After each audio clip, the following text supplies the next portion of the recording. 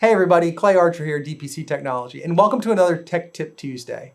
Today we're going to talk about APCs and why we have all of our clients use them.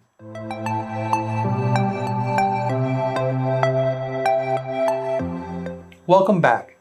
Let me start off by saying that we're an IT provider in the Southeast United States. So to say that we have bad power is a little bit of an understatement.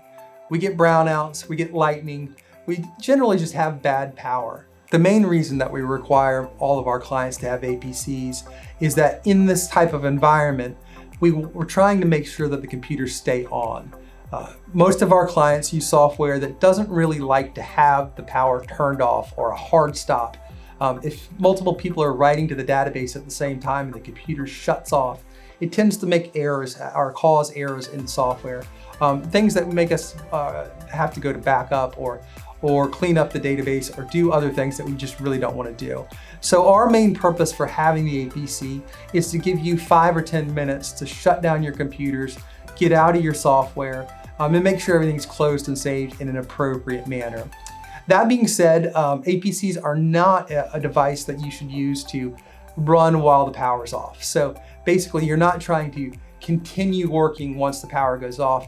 As soon as the power is cut, you'll hear a beeping sound from your APC, and that's just a signal to you that you should begin to shut down your computer.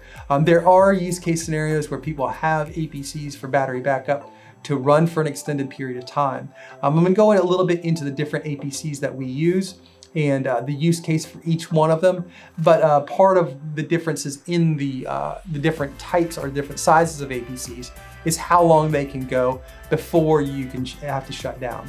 And obviously that's dependent on your load too. So if you have an APC like this, which we typically put in our office, is an APC 600, it's supposed to give you 5 to 10 minutes, maybe 15 minutes. But if you only have half the load, meaning you don't have a super big computer on it, or you have an older computer or a laptop on it or something like that, it may last much longer. So, basically 50% of the load is going to give you twice as much time. A quarter of the load is going to give you 4 times as much time.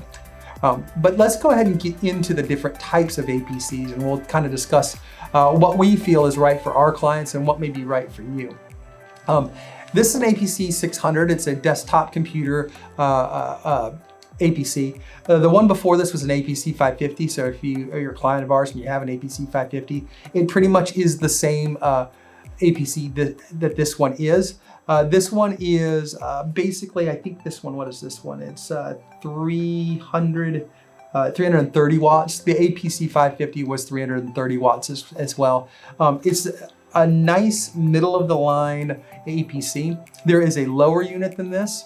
That unit is good for let's say like an i3 or a small computer that doesn't really draw a lot of power. Typically, it's not the computers that we put in. We typically put in midline i5s, the newest i5s. So this is a perfect battery backup for those types of computers. They make an APC above this one. That's an APC 850, and it is I think it is 450 watts. Yeah, it's a 450 watt APC. That APC is good if you have like a high-end i7 or high-end video card, an i9.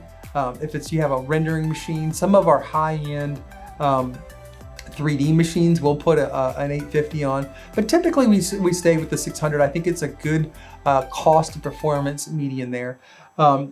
And the real thing, the real reason that we put them on everywhere, like I said in the beginning, our power is just really bad here in Florida and Georgia, South Carolina. We just typically have a lot of thunderstorms in the summer, in spring, and typically the power is just not good in general. So the reason that we recommend that we get these is a power strip won't do anything against a brownout. So if you have APCs in your office, you'll notice that randomly on any given Tuesday, you'll hear one beep, or hear them all beep. And that is just, the lights flicker down a little bit. That little brownout is very hard on electronics, and the battery backup pops in that moment to kind of fill in that gap, smooth that little pothole over, and go about your day. If you have just a power strip, the computer would pop off, it would turn off in that instance.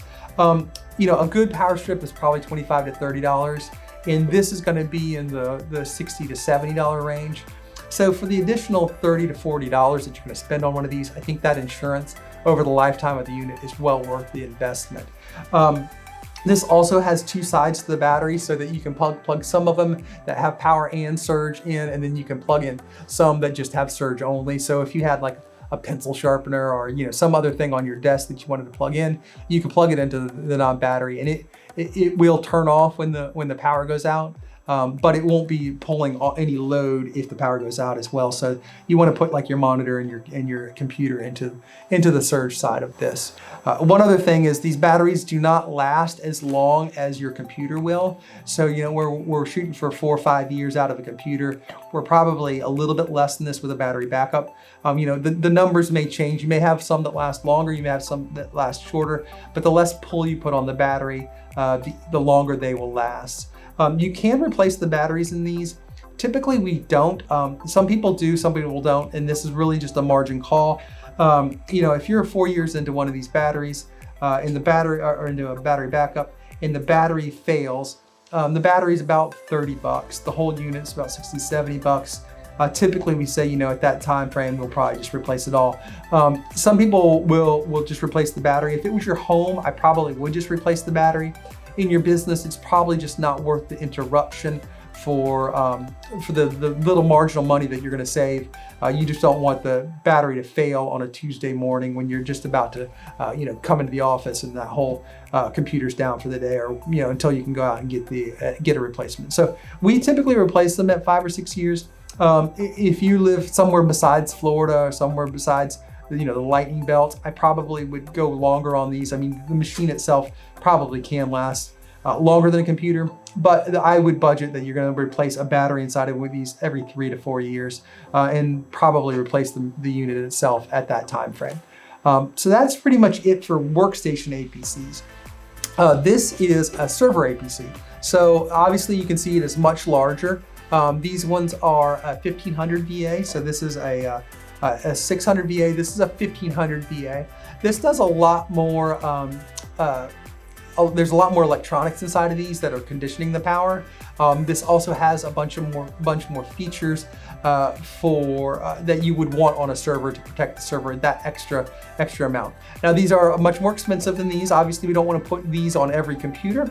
But it does give us a lot of readouts. This one actually is a broken one that's come back on RMA. Both of these are broken units, but this one has an LCD readout on the front that will give us a lot of information about the unit itself. It can tell us some information about the power coming into the unit, the condition of the batteries. Obviously this is bigger, it's full with a lot more batteries because it's big enough to power a server a little bit longer, probably in the 30-minute range, depending on the life cycle of the batteries and where they are in their life cycle. But again, even on your server, as soon as the power goes off, we want you to go back in there and turn your server off.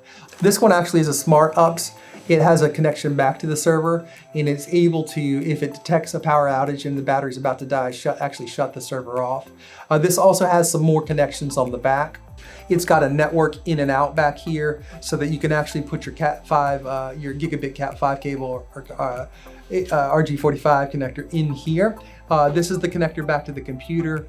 The same as the other one, you have a power and a surge only side. And you have coaxial connections here that help protect the coaxial connection to it if you have a coaxial connection. It also has right here a ground wire so that you can connect it to your office's main grounding bus, which is a really nice feature as well. Obviously, this is a much more expensive unit. I think these are in the $150 to $200 range, depending on some features that you purchase with them or not. Obviously, this is what you want on a server. It's a little bit higher in protection, and these will actually last longer. They also, you can daisy chain these together, so if you want a longer time frame, you can put two of these together. The other unit doesn't have all the fancy electronics on the front of it, it's just a battery bay. You'll also see sometimes we put these, if your office is large enough, they make these in a rack mountable unit so that they go back in the server closet in a rack mount. But that's pretty much it in a nutshell. These are like indisposable items. We force all our clients to use some form of each of them. I think they're inexpensive insurance, and I think that at the end of the day, they are well worth the money. As always, if you found this video of value, please click the like and subscribe buttons. Also, click the little bell notification to be notified when we make future videos. If you have any questions or comments, please leave them down in the comments below. You can also give us a call at the number on your screen. Thank you very much, and we'll see you in the next video.